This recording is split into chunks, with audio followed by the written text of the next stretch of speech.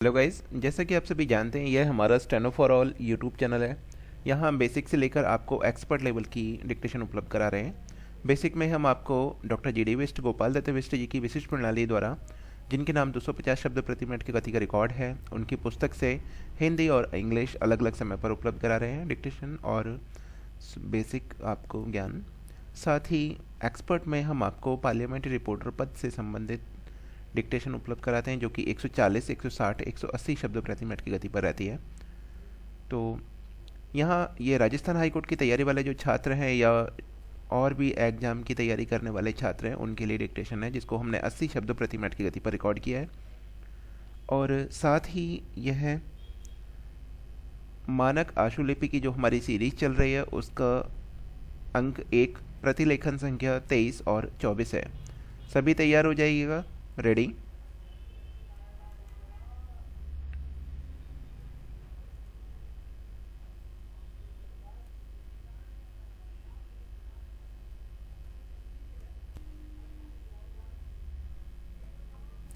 अशोक को संसार का सबसे महान राजा कहा जाता है। उसने भी यह उद्घोष किया कि सच्ची विजय शांति की विजय ही है।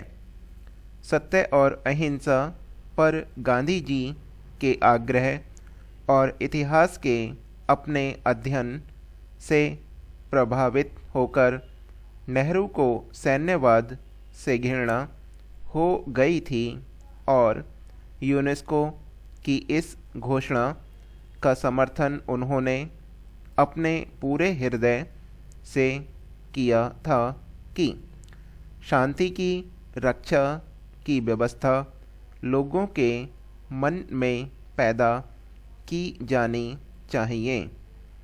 जहाँ तक गांधी जी और नेहरू के आदर्शों का प्रश्न है, उन्हें पूरा करने का हमारा प्रयत्न होगा। नेहरू जी की संयुक्त राष्ट्र संघ में बड़ी आस्था थी। उनका विचार था कि यह मानव की एकता प्राप्त करने और मनुष्य का भाग्य चमकाने की दिशा में एक अविस्मरणीय प्रयत्न है। संयुक्त राष्ट्र संघ के महासचिव की उपस्थिति में मैं आज विश्व शांति के लिए संयुक्त राष्ट्र संघ का पुनः समर्थन करती हूँ। हम संयुक्त राष्ट्र संघ के इस उद्देश्य को आगे बढ़ाने के लिए हमेशा सक्रिय रहेंगे। हम शांति और बातचीत द्वारा झगड़ों को निपटाने के पक्षपाती हैं। आदरणीय महोदय, कई वर्ष पहले गांधी जी ने नेहरू जी के विचारों की एक विशेषता की ओर सबका ध्यान दिलाया था कि उसका राष्ट्रवाद भी अंतर्राष्ट्रवाद की बराबरी का ही था। ना तो गांधी जी ने और ना जवाहरलाल नेहरू ने कभी ऐसा कहा, बस मेरा देश। चाहे सही हो या गलत, इतिहास के अध्ययन के कारण जवाहरलाल नेहरू राष्ट्रवाद की सीमाओं को और संकीर्ण दृष्टि के खतरे को बराबर जानते थे। राष्ट्रवाद और धार्मिक अंधविश्वास तथा साम्यवाद और राष्ट्रवाद के मेले के बारे में वह खास तौर से शंकित रहते थे। उन्होंने भी कहा कि यह विचित्र विडंबना है कि नए राष्ट्र ऐसे समय अस्तित्व में आ रहे हैं जब स्वयं राष्ट्रवाद ही विज्ञान और प्रौद्योगिकी के कारण पुराना और निरर्थक पड़ गया है। इस तथ्य की जड़ में साम्राज्यवाद था। जवाहरलाल नेहरू चाहते थे कि राष्ट्र परिस्थितियों से ऊपर उठकर आगे की ओर देखे। श्री एटली ने नेहरू को नई आने वाली दुनिया का प्रथम राजनयिक कहा था। राष्ट्रीयता और अंतर्राष्ट्रीयता के टकराव के प्रति भी नेहरू सचेष्ट थे, किंतु उनके सारे प्रयत्न इस टकराव को हल करने के लिए ही थे।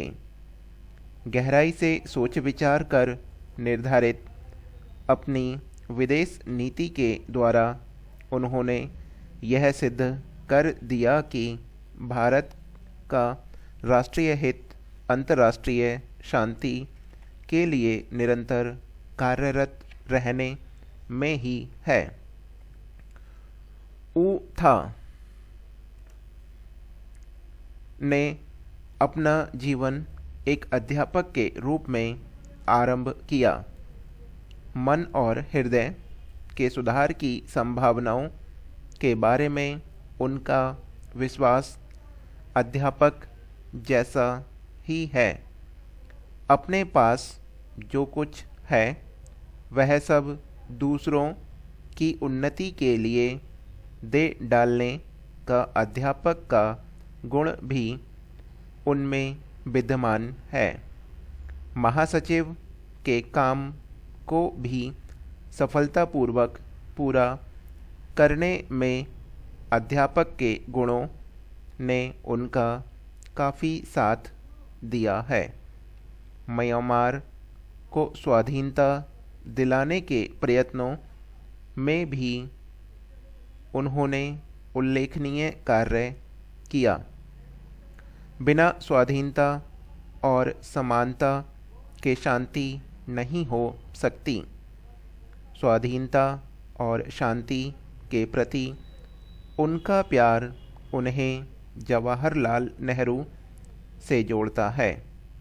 नेहरू का यह विश्वास था और उन्होंने इसकी घोषणा की कि शांति के लिए स्वाधीनता पहली शर्त है। जब तक एक राष्ट्र दूसरे राष्ट्र पर शासन करेगा या अपनी सैनिक ताकत या जाति की श्रेष्ठता के बल पर दूसरे से अपने आप को श्रेष्ठ समझेगा, तब तक शांति नहीं हो सकती। नेहरू ने स्थायी शांति के लिए जातिवाद के अंत को अनिवार्य माना। आदरणीय महोदय, मैं आपका विश्व की एकता और शांति के निष्ठावान अग्रदूत के रूप में स्वागत करती हूँ। संयुक्त राष्ट्र संघ मानवता की उच्चतर और बेहतर विकास की आशा का प्रतिनिधित्व करता है और संयुक्त राष्ट्र संघ जो कुछ है या हो सकता है वह महासचिव के अपने पद के कर्तव्यों की धारणा और व्यक्तिगत विश्वास पर निर्भर करता है। ऊ था के चुनाव के लिए मैं नेहरू पुरस्कार समिति को बधाई देती हूँ।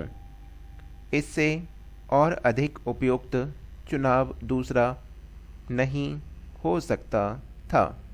श्रीमान, मैं आपको भी इस सम्मान को स्वीकार करने के लिए धन्यवाद देती हूँ। यह नेहरू और भारत के प्रति आपके आदर्श का प्रतीक है। इससे भारत और म्यांमार और भारत तथा संयुक्त राष्ट्र संघ अधिक घनिष्ठता के साथ बंध गए हैं। विशेष योग्यता और सफलता अंदर से आती है, बाहरी बातों से नहीं, बल्कि इस बात से कि व्यक्ति अपनी अंततः क्षमता के विकास के लिए क्या करता है। मैं उंग था के जीवन और व्यक्तित्व की एक सच्ची घटना की ओर आप लोगों का ध्यान आकर्षित करना चाहूँगी। आप बौद्ध हैं।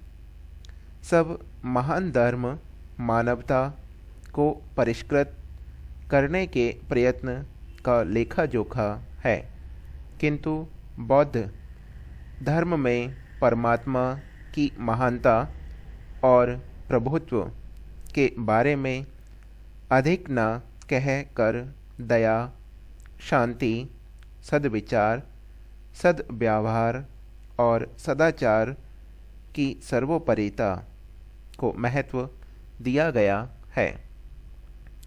यहाँ यह हमारी डिक्टेशन समाप्त होती है। जो भी गूगल मीट के माध्यम से पढ़ना चाहें आकर पढ़ सकते हैं, जुड़कर पढ़ सकते हैं।